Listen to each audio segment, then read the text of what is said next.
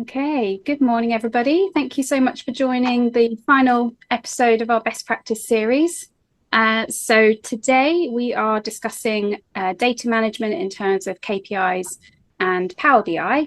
We've got Yemi Wedderburn here from the professional services team. So I'm very lucky to have him to give you a little bit of freebie hints and tips today. We are going to be running some polls today, so we'd love you to get involved with those. So Yemi's going to prompt me and I shall be his glamorous assistant and launch those as and when is needed. So yeah, it'd be really great if you could fill those in because it will really help us after the webinar as well. So get a little bit of insight from you guys as well. So I think without further ado, Yemi, I shall hand over to you. I don't know if you just want to do a quick intro to yourself for those that don't know you. Yeah. Thank you very much, Steph. Perfectly fine introduction anyway, but I might as well add. So my name, as you mentioned, is Yemi Wedderburn. I am a consultant here at Waters Kluwer, spending most of my time on practice management, document management, KPI monitoring, Power BI, workflow, anything that's, in my opinion, quite fun, really, is where I like to hang my hat. Been here for the better part of 5 years. So yeah, as Steph said, if you've got questions, feel free, more than happy, throw them our way. More than happy to help where I can. Yeah, I can take anything away if I need anything that needs actioning. One thing Steph said as well, the polls, I think, are I'm going to weigh a lot of importance on them. I really do want this to be a session where you guys learn some stuff, of course, but equally, I want to be able to figure out what it is that you guys want from us going forward. So you're going to find out a little bit about what we've got planned, and then also, yeah, what would you like to see in terms of some semblance of a direction? Okay, so in terms of a broad agenda for the day, we're going to start off looking at the product, so CCH practice management and document management. Just some key changes, just two points I really want to pick out on that have changed in the last few years, that I want to make sure that people are aware of if you do use those products. I think they're quite sort of big changes and good for this sort of efficiency and data efficiency and inputting that we're kind of looking at today, right? So we'll start with that, just a brief demo of those two key areas. Then we'll spend a bit of time talking about KPI packages and purposes. So for those that don't know KPI monitoring, it's not the most demonstrable product. So it would be like a broad conversation about what we have to offer, and then a bit of a question in terms of you guys, in terms of what you think we should be sort of steering towards as well. And then we're going to talk about our new offering in Power BI Essentials. So just a bit of an overview on that, how that shaped up, what you can expect from that offering, and then yeah, finally we're going to talk about Power BI, what I've titled as future plans, what we're looking to do with Power BI. So myself and Colin Emmett are the product specialists for Power BI. So we're really charged with the direction of that offering and the offerings that are subsequently going to be coming out of it. So I'm going to let you know what we're kind of looking at, where we're thinking of going, and then it'd be really good to get your opinions on actually where do you think we should be going, right? Okay, so to begin with, the CCH document management and practice management key change. So if you just bear with me one moment, got to switch gears. Okay, so hopefully we can still see my screen. Steph, at any point my screen drops off or anything, just give me a shout, please. That'd be great. Yeah, we'll do. Cool, perfect. Okay, so the two key changes I was referring to, again, very raw chance that you're already aware of them. I have to make sure that everyone is, because I was talking to a customer recently who actually wasn't aware of one of them, and it was a bit of like a alarm bell ringing. So I think everyone should know how to do this now. So the first one, document management, sounds quite simple. I think maybe a year and a half ago, maybe a little bit earlier than that, they added the ability to save as with your document templates. Okay, so if I go to File and Maintenance and Document Management and Templates, okay, this button up here, right at the top here, where we can see save as, that's the change I'm referring to. So previously, if you wanted to sort of copy a template, right, you would need to save that template outside of CCH and then re-upload it in CCH. So you've got a duplicate version of that template, and then you can amend the duplicate version to be whatever you wanted it to be. That's a relatively cumbersome process that I think I'm really happy that they addressed. So now all you need to do to copy the details of a template is highlight the template that you wish to copy, tick the box next to it, select save as, and then we're just renaming it whatever it needs to be, right? So this needs to be go from a letterhead to an engagement letter. Remember the file extension. Press OK. Okay, and then now I've got my my new template that's an exact copy of the one that I copied from, and then I can go and make the changes I need to it. Okay, so if you think about what I was describing earlier as your process previously, so again, opening that template up, saving it outside of CCH, coming back into CCH, re-uploading that template with that new name, also having to name it outside of CCH first. You could see how much quicker a process that is. So really beneficial for efficiency for anyone here that uses document management and is in charge of templates. I implore you to start managing them in this way. If there's someone in your practice that does this, please let them know. And all of this information is obviously in user docs, either via release notes or on the product help section. Okay, so small change, but makes a lot of difference.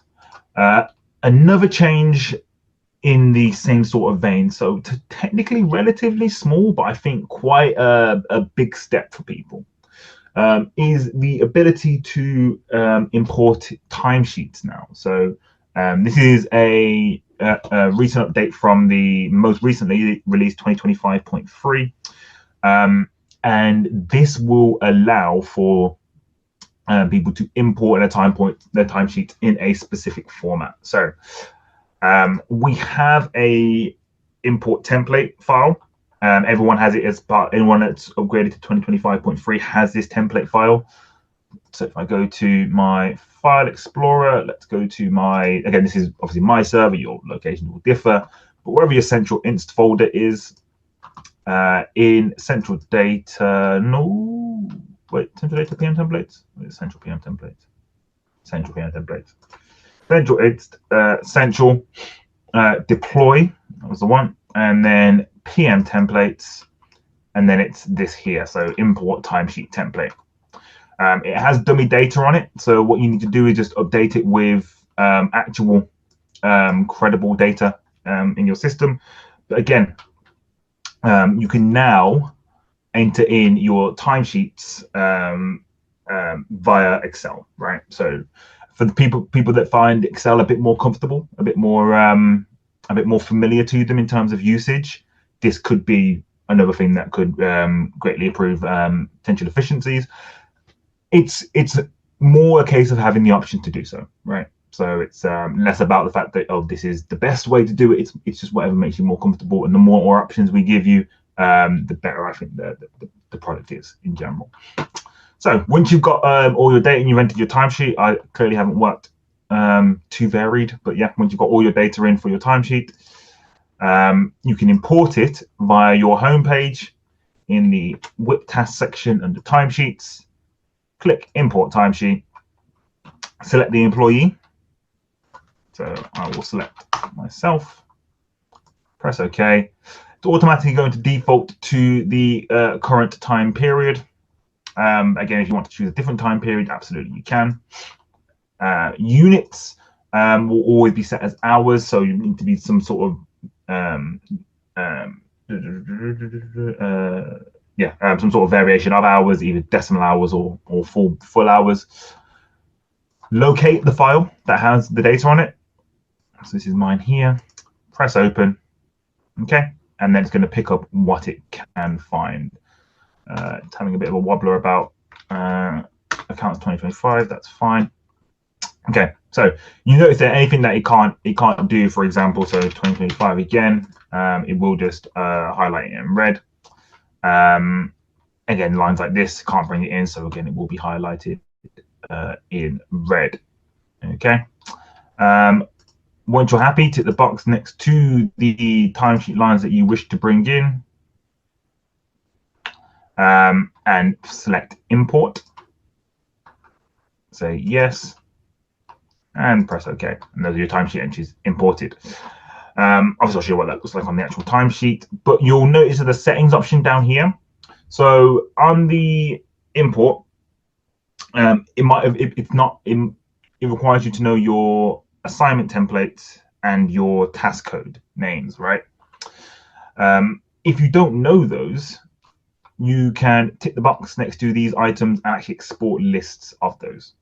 Okay, and you can export that information to Excel, so you've got that ready to hand.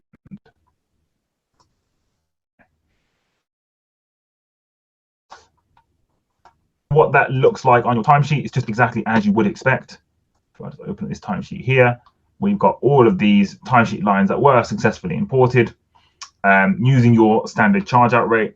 So again, might be something that that potentially would need tweaking once you're in the timesheet, but at least if you do prefer Excel, that should make the process a lot quicker. Okay, so two things I think that could potentially improve efficiencies for anybody that utilizes document management or practice management. Your saving as for your templates, just to speed up that process quite dramatically, and the ability now to import timesheet data into the system. Okay, so that is it for the changes to go back to my presentation. That's it for the changes to document management and practice management. So the next thing I wanted to talk about was KPI monitoring. Okay, so for those that don't know, KPI monitoring is a tool that we utilize to pick up on data points from CCH Central, and then use those to create deliverables, either internally or externally. So we're talking about delivering information to your clients, or potentially delivering information to managers, partners, individual employees, based on whatever you see as useful, right?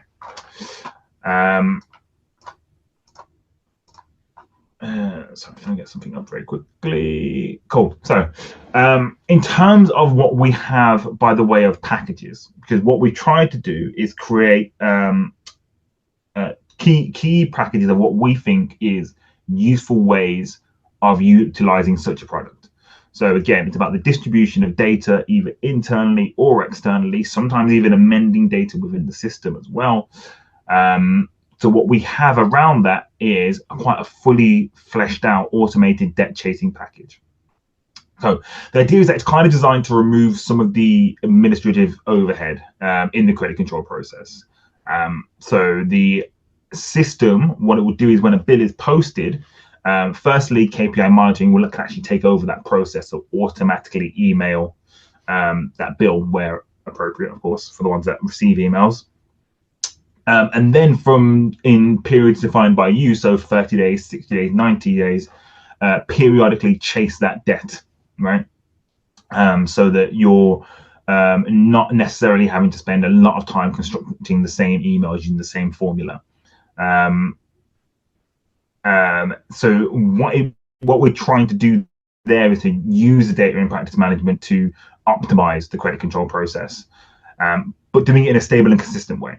So ensuring that for every single customer, where their debt is approaching the level that you say that's the point in which we need to be chasing, that's happening automatically and not left on left up to chance, I guess.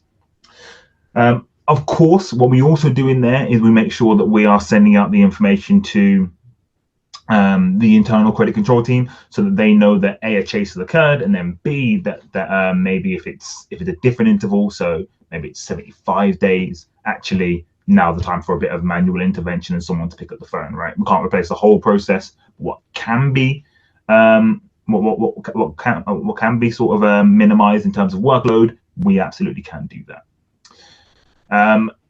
And what we've recently added to this as well is VAT receipts. So for your request for payments, we can follow the exact same process and even automate the distribution of VAT receipts using the same methodology that we have here. So overall, what potentially could be a quite cumbersome task, right, can now be something that the system is just left to do in the background, and doesn't become the responsibility of an individual, becomes the responsibility of the system, as you would expect it to be. Okay, so automated debt chasing package, really useful, huge time saver, and allows people to get on with more sort of interesting parts of their job, rather than just sending an email to somebody to say you need to pay us some money. I guess the key thing I want to say about the automated debt chasing package is that we have now expanded it to request for payments as well, and we are so we've expanded the debt chasing package to request for payment. It works in the exact same way. So we're using the point in which the bill is raised as the initial start for the chasing process, for the credit control process, right? But we're still with those built-in manual interventions for when a person needs to take over the process. So like 75 days, if the debt's still not paid, that's when someone will get a prompt to pick up the phone. Okay. What my point about the client service package is that this is what I would consider core KPI usage. And by that, I mean, this is the distribution of data to either internal stakeholders or external stakeholders, i.e. your clients. So whether that is your clients receiving their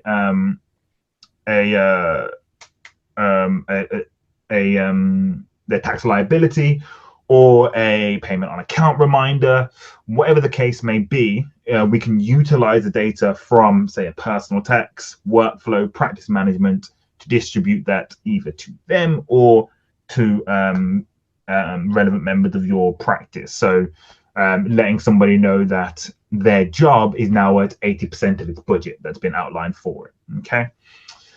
Utilizing their workflow with a little bit of practice management with a little bit of workflow, I guess, as well.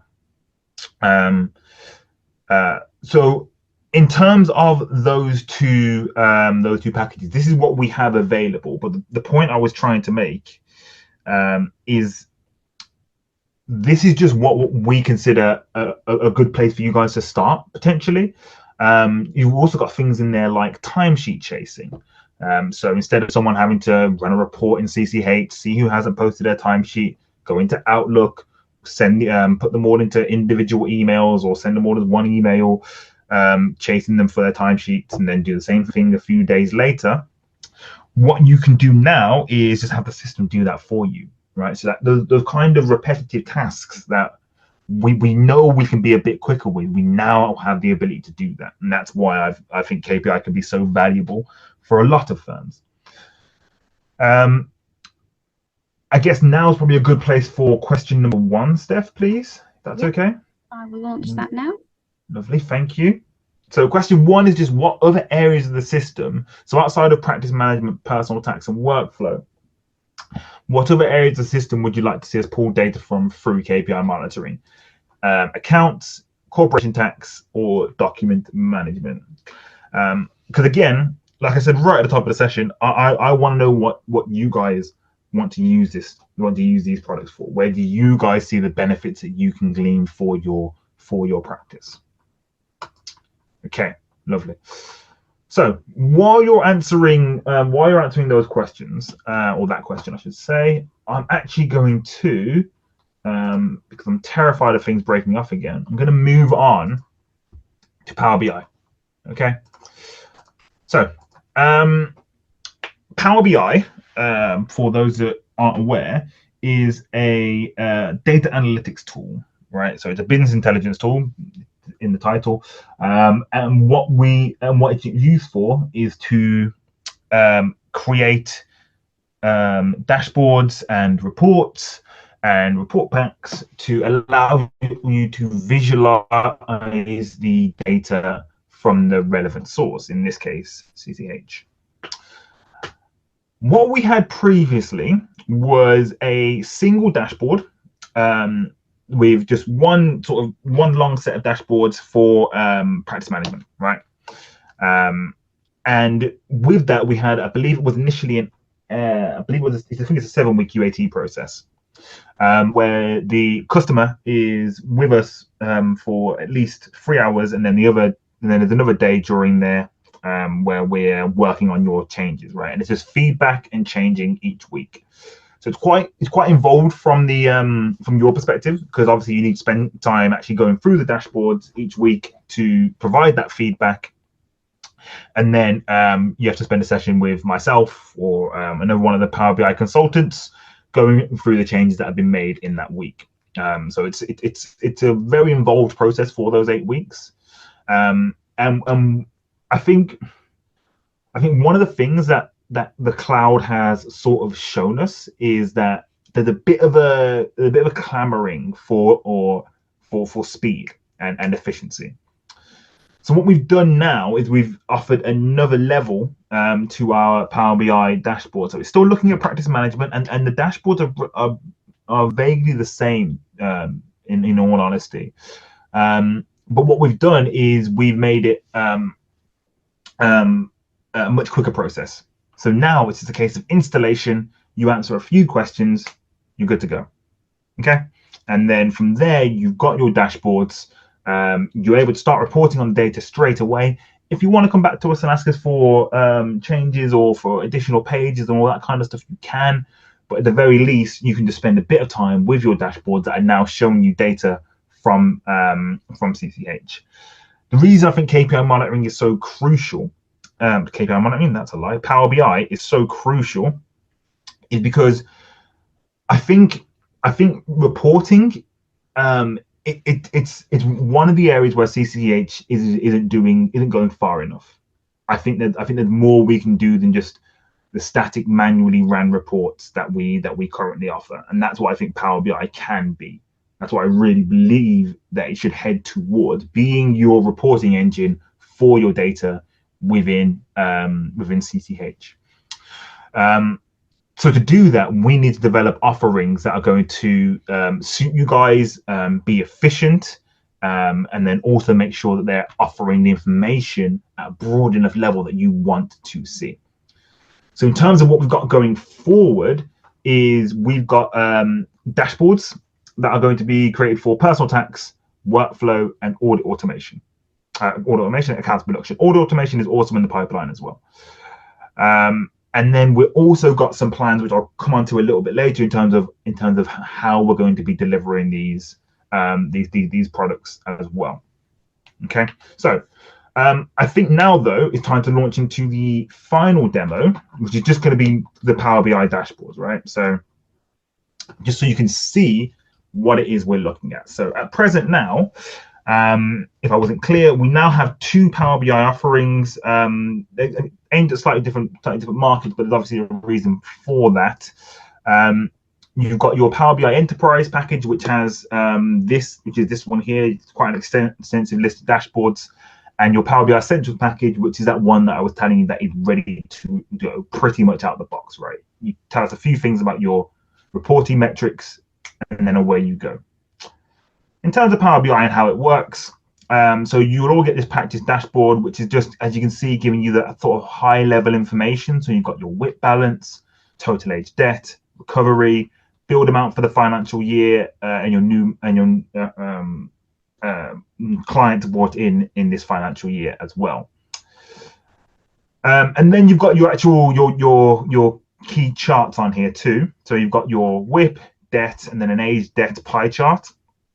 WIP now broken down by office, age WIP balance in the last 12 months relative to the amount that you've charged in the last 12 months. So now WIP raised, I guess. And then build written off by office. So this is what Power BI really is, right? It's looking at your data, but it's looking at it in a different way than just those raw numbers that would sort of feature and populate on a spreadsheet. So this really can be considered your age debt report, effectively. The similarities are there in terms that it gives you the information on your debt, but we've also got pages that go further. And the reason I think Power BI is so useful is because you don't need to create the report, save the report, run the report, say, actually, oh no, I want a different one, but I still need that one, so I'll keep that report, make a copy of it, and then do this report. It's a process that we don't need to do. What you should have is your data, and then you intersect with it however you choose, right? So if you think about if this page was a smart report, and I wanted it to be done by partner, I would have to create one report by partner and one report by office. With Power BI, I've got client partner here as a filter. Sorry, every time I hover at these icons here cover up the title. I've got client partner here as a filter, and I've got client office here as a filter, as a slicer rather. So if I select Yemi Wedderburn, I now know that I'm looking at all of the information where the client partner is Yemi Wedderburn, just like that.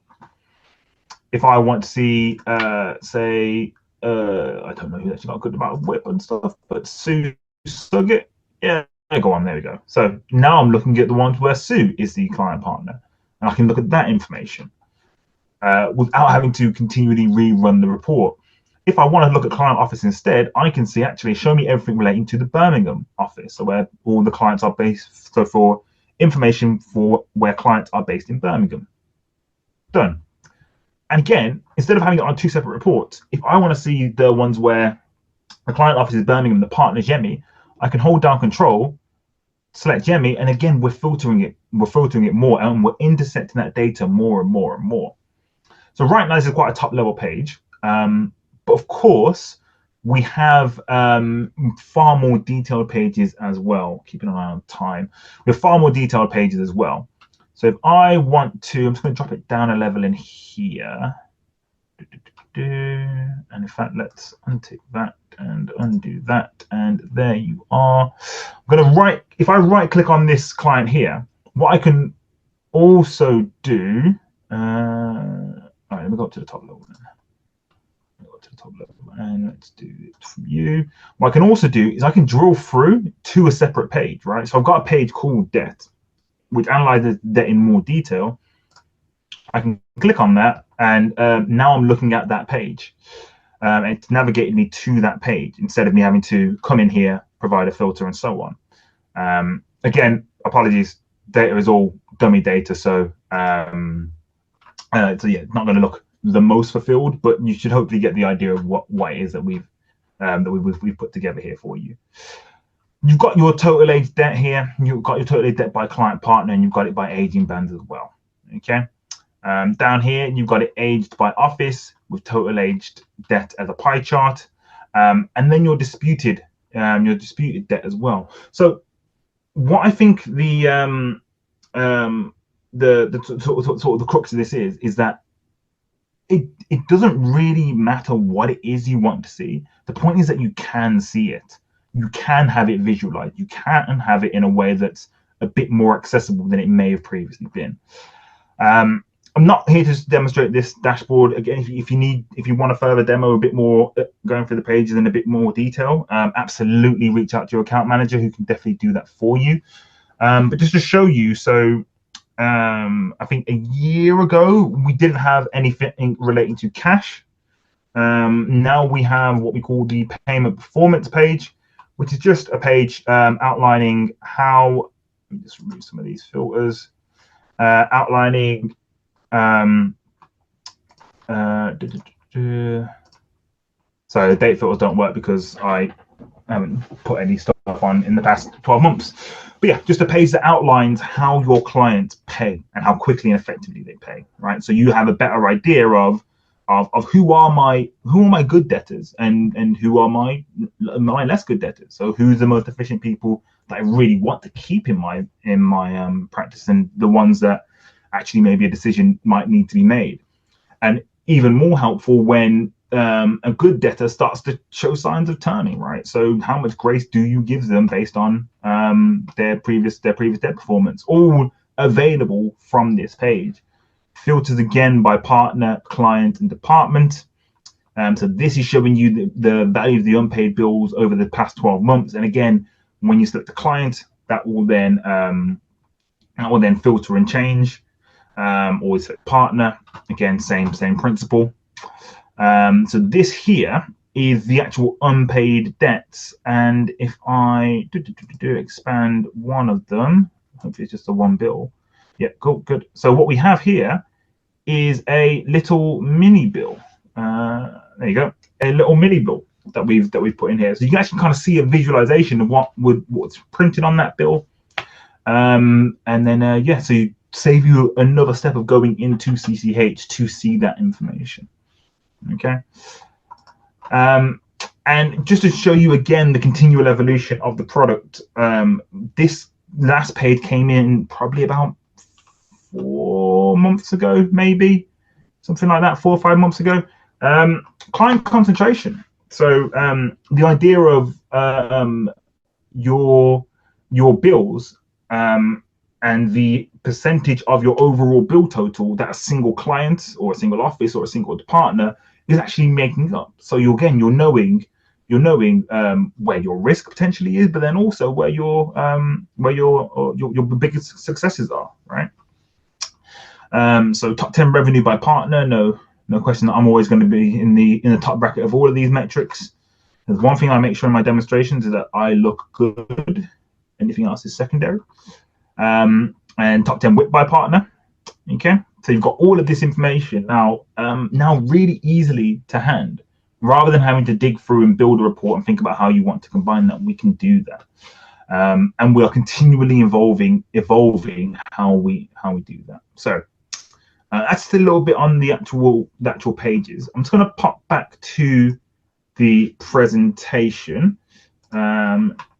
Good. And Steph, if you would not mind, can you put in question 2 and question 3, please? Okay, so question 2, people have actually already submitted, because I jumped the gun a little bit, but I'll launch the next one. Amazing. So I'll launch the next one, which is which products do you want to see on the dashboard? Is that your next one? That's good. Yeah, that's the one. Thank you. Okay, I shall launch that. And then also the second part of that is, do you have any suggestions on what information you'd like to see? And that is a text answer. So feel free to add in what you'd like to see there. Just while that's happening, Yemi, there were a couple of questions that came through, and I just want to make sure clarify. So Anonymous has said, seems you need to use Power BI to do the KPI. So I'm not sure if that's correct. So I just wanted to clarify that with you. Okay, yeah, no, so good question. 2 entirely different products, right? But kind of 2 sides of the same coin.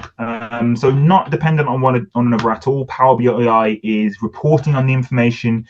KPI is using the information in CCH to distribute content to either your clients or internally via reports and spreadsheets and such. So no, two separate products, but they do work really nicely in tandem. So you kind of chase information or push information using KPI monitoring, and then you see the impact of that information using Power BI to then make further decisions about what you want to do as a firm. So yeah. Okay, great. And Fozio has said, with Power BI, is the date connected once and then live? Yes. So we connect the data. Once to a set of views in your SQL database that we create, and then Power BI has what's called a data gateway, an on-premise data gateway. So every hour, it kind of just refreshes those views. So any new information that comes in is automatically picked up, and every hour you see more data than you saw before, pretty much. So yeah, continual refreshing. Again, another key benefit of using Power BI. You don't have to continue to run reports. The reports are being ran for you in the background every hour on the hour. Awesome. Thank you, Yemi. So the poll results are in. The product that has the most votes is workflow, interestingly, and then followed closely by personal tax. Good. Good. Okay, fine. So the first two are the ones that I'm working on, which is good. It means my workload my priorities need to shift. I need to get those out the door. That's good. That's good. That's really interesting. And yeah, when people start to throw ideas about what they want to see in terms of those, that'd be really interesting as well, please. Okay. Hey, so I believe the so this is just the sort of overview of the two packages, really. Again, just 22 dashboards versus the 10 dashboards, so slightly less. The key thing here, I think, is this sort of 3-week process. Yeah, as a top end, rather than what you've got over here, which is about 7, I believe, actually closer to 8 weeks for the entire process. So much quicker, much less intensive. And all it is you saying, do you want to look at partners or managers, offices or departments, and then away you go. We make those changes and away you go. Okay, so final thing I wanted to sort of talk about is where we plan on going with Power BI. So there's kind of three key points in terms of the Power BI strategy going forward that I wanted to outline to you guys today, probably for the first time as well. So quite excited. So firstly is the tiered structure. Okay.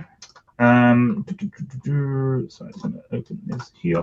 Cool. So the tiered structure, essentially, now that we've released Power BI Essentials, which you saw is that sort of bridged version of Power BI Enterprise, the plan going forward is to bring out a package that makes use of e-learning that we're also going to be creating.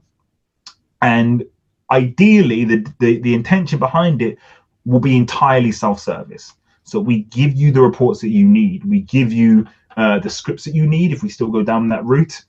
And then we give you the e-learning that shows you how to put it all together in nice, easy, consumable and understandable way, designed by our amazing training and content team.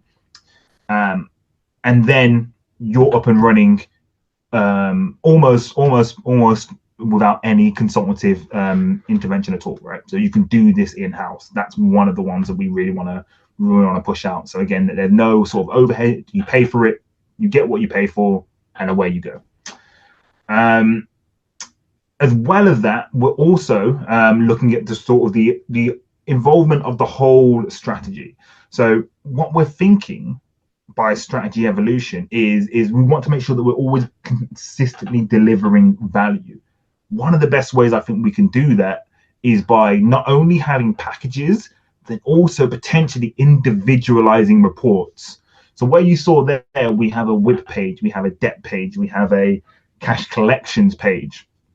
Instead of it having to be bought as part of a dashboard, bringing it into an individual report that you can purchase, that you can potentially even just run immediately, right? So with limited interaction, hopefully potentially accompanied by e-learning, and away you go. You're ready to start utilizing those dashboards as well, or those single pages. So bringing in the self-service offerings, bringing in the individualized reports, as well as, of course, expanding the products that we're doing this for now. So moving away from just practice management into, based on your suggestions, workflow, personal tax, and accounts. And the final, I think, area for us to focus on is going to be just engaging with the Power BI community. Historically, that's not been our strength, right? I think we treated them like data projects, whereby you pay for a service, we deliver the service, and then that's the end of the engagement. But I think if we're going to make this continual evolution of the offering work, we need to keep you guys in step. So starting from next year, we'll be utilizing the customer community to alert you guys to changes in packages that you have. So if you've got the enterprise package, letting you know there's a new enterprise package available with a few additional pages.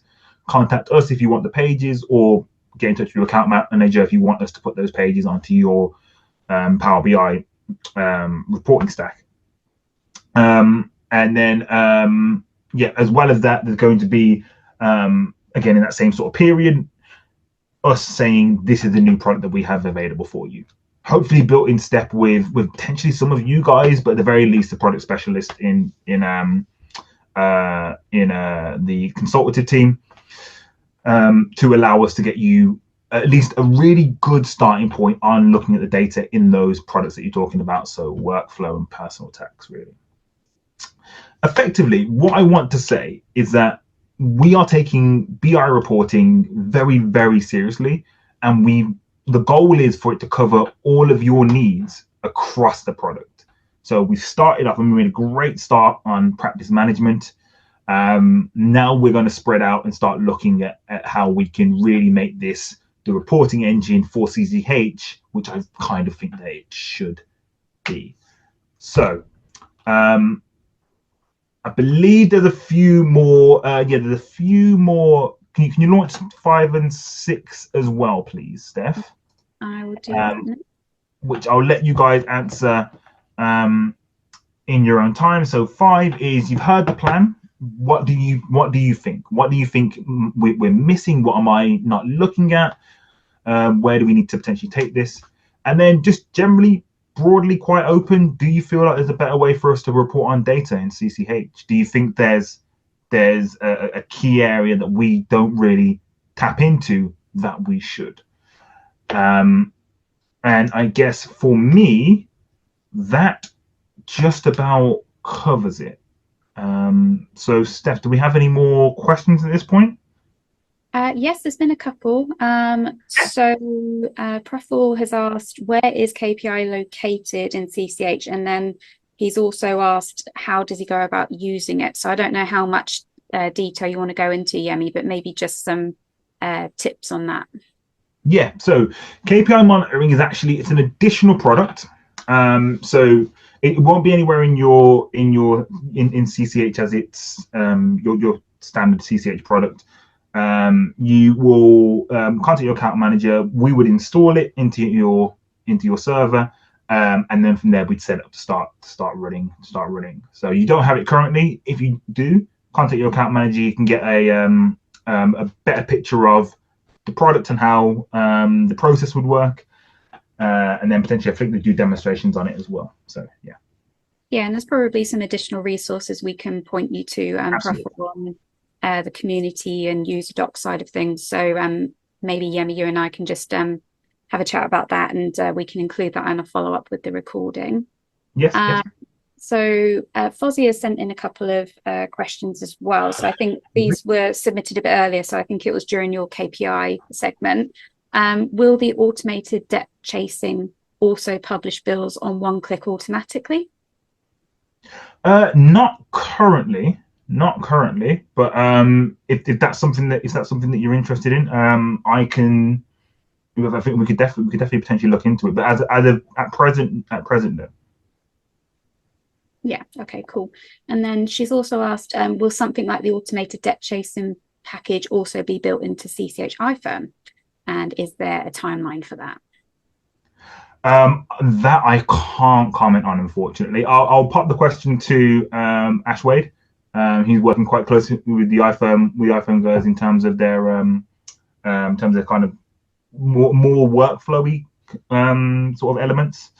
But yeah, I'll pop the question to Ash Wade, and Fuzzy, I can get back to you on that as well. Yeah, we can take a download of these questions and circle back. That's no problem. So we've still got a little bit of time. So if there were any other questions that you had, I know we had some technical difficulties a bit earlier. So if there was anything that you feel like you missed, then please just pop it into the Q&A. Shirley's come in. Can we have a look at some of the other dashboards? So was there anything in particular, Shirley, you wanted to look at, or Yemi, do you want to just give a little bit more on that? Yeah, of course.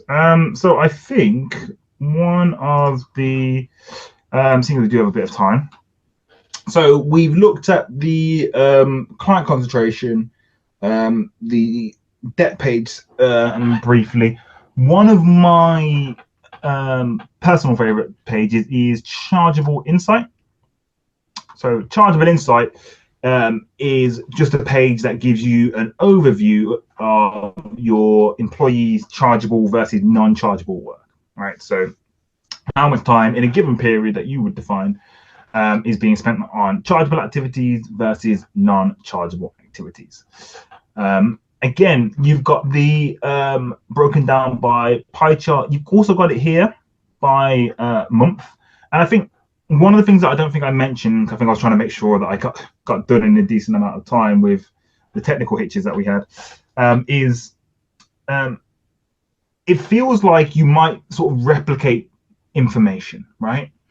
But I think that's the point. I think the key point about this is that we're showing you all this information in different ways. So no matter how you prefer to consume information, whether it be by flashpoints, whether it be by pie charts, bar charts, or even just still tabular, we have all of that stuff as well. You have those options rather than just being forced to look at it in a Excel spreadsheet in a standard report. So yeah, you've got these pie charts here. If you only want to look at chargeable time, you can click on this pie chart and it will filter the entire page for you eventually. So you can see now we've got the chargeable value, the non-chargeable value is now blank. This section here has all been highlighted. And then the same for down here, you've got chargeable and non-chargeable stuff. But equally, if you want to look at it, say a specific time. So if I say, which one looks good? Let's go December 2022. I'm now filtering my entire page by December 2022, right? So we can see here the chargeable value for that period, the non-chargeable value for that period, the assignments that are used. So test change administration, cool. The employees that were used to build up these values. So myself and Chris Battersea. And then the top 10 chargeable assignments, again, all highlighted. But what you can also do is instead of highlighting, you can have it so it filters. So instead of just sort of making everything else slightly faded and sort of removes every other data point that isn't relevant. So yeah, this page really good for giving you a broad overview of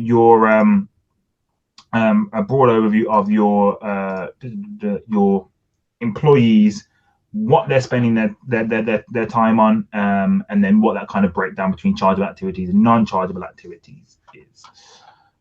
And then another one I would probably call out would be the decomposition trees. So let's look at the WIP one. So again, it's another way of visualizing data. Because I think this is kind of how my mind works in terms of information. You start off with your higher level WIP balance. You click on that point, and then it breaks it down by company first and foremost. And these are the breaks, and you can see there by the X. You can obviously change those as you wish. So break it down by company, then department, and then office. So let's see the live office, and then it's broken down by partner. So okay, Chris Battersea, quite heavy on this one. So let's see all Chris Battersea's, the ones where all of his clients, okay, that are making up these WIP balances. So it's just a nice way of looking at the data and being able to sort of intersect it in ways that you choose at any given moment, okay? So we've seen it quite simple, we've seen it quite expansive, but as well, of course, if I go onto the WIP page, for example, you've got the ability to sort of focus on all of this information, right? So this WIP page, designed in a similar way to the debt page to give you the information about your WIP balance, but then broken up in different ways. So by office, by manager, by employee, and by parent client. But if you do prefer information, so this is by assignment, if you prefer it in a table, you can hit focus mode. And then, no, sorry, wrong one. If we, sorry, you can export the data and then you can show it as a table as well. And we've got the same information, just formatted tabularly. Right, so you're not, and that will go for anything that we've built. This is just what Power BI does. So we're not, if you don't want to just have it as a pure visual, you're not beholden to that. But at least you've got that option, which again is what I'm really big on, just making sure people have the ability to see information as they wish. I won't go into every single page, but you can see here we've got things like recovery rates, lockup, We analyze the employee productivity, so looking at what's kind of entered on timesheets as well. So the actual timesheet entries themselves. Now, I don't think I've put many comments on my timesheets, unfortunately, but were there to be a comment on my timesheet, it would be there. So you can see and make sure that sort of the right things are being attributed to the right assignments, and just seeing where the time's going as well. Have we got a couple more minutes for a couple of other questions? Absolutely, absolutely. Okay, fantastic. So another question, is there a leaderboard style chart for things like billing for assignment manager or portfolio, in brackets client numbers? We used to have a leaderboard. We did used to have a leaderboard on here, and I think we designed it in a way that we weren't really just we didn't really seem to get much enthusiasm about it. So we removed it, but we can put it back in absolutely no problem. Yeah, completely. That could be a conversation then. And there's another question here. I assume that we can control access rights to specific employee categories for this. Yeah. The security in here is again as precise as it is flexible. So yeah, you can decide exactly who can see what, and you can sort of filter out information before anyone even gets to this point. So yeah. Okay, fantastic. Williams asked, if you start using BI, does it pull through historical data, or does it only work on information going forward from the start date? So with regards to aged information, so like your debt position, say like 5 years ago or something, we have recently just got that sorted. So yes is the answer. We can now see what your aged debt position was at a point in which you would choose, as well as of course being able to see what your WIP value was or your bill value was, and by WIP value meaning what you charged in a period and all that kind of stuff. So yes, we are. Okay, you're now able to do that.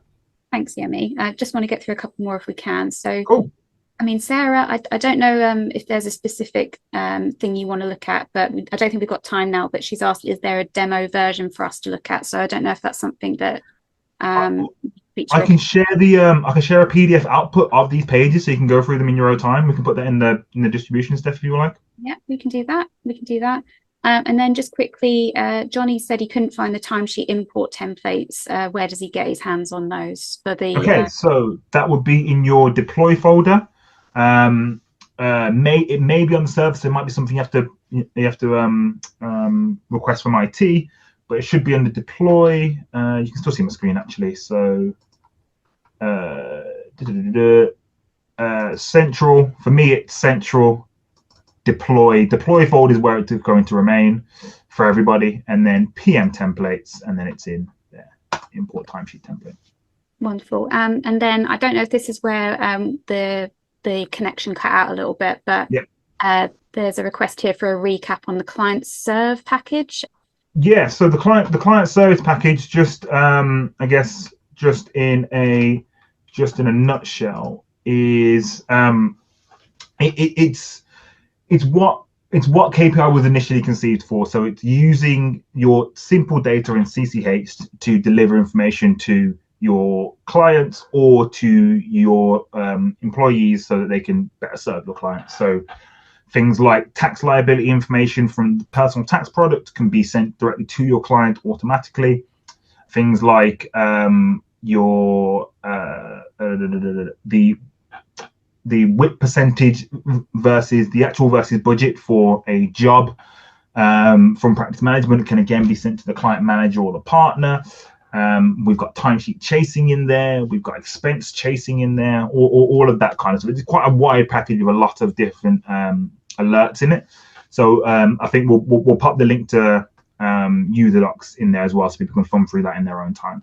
Yeah, perfect. Okay, well, that's all of the questions. So we managed to get through them. So thank you, Yemi, for staying on a little bit longer. And thanks, everyone, for bearing with us and staying with us. So that's everything. So Yemi and I will follow up with you on some additional links and resources so you can continue your learning around these bits that we've gone through today. So yeah, and the recording will be shared with you. I'll edit it all together and get that out to you as soon as I can. So yeah, thank you very much for joining us. Thank you, Yemi, No problem. thanks for sticking with us through the connection issues again. So apologies for the disruption there, but we got there in the end. So have a fantastic rest of your Friday, everybody, and we'll see you on the next one. Thanks all. Take care. Thank you. Bye.